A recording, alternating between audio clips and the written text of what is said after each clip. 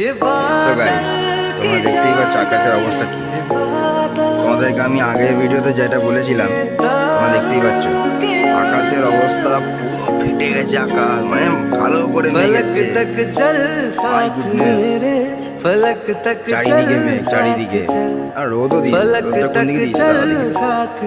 রোদটাকেও তাহলে ক্যাপচার করবো। রোদটা কোন দিকে দিয়েছে ভাই?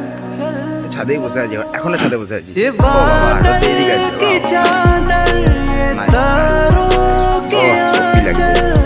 সত্যি লাগছে। গাছের এদিকটাতে রোদ হেভি লাগছে দেখতে। হ্যাঁ তাই তো, ঠিক বললাম তো?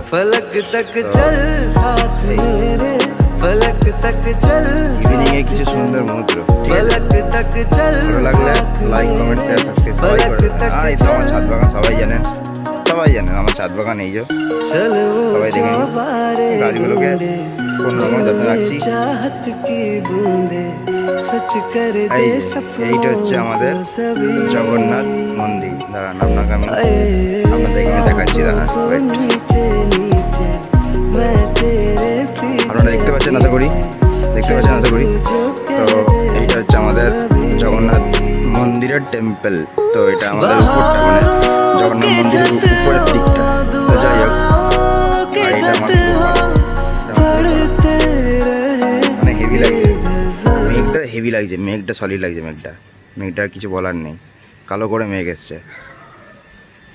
দেখি ওই দিকটা হেভি লাগছে, এই দিকটা মাস্ত। হ্যাঁ, জবরদস্ত।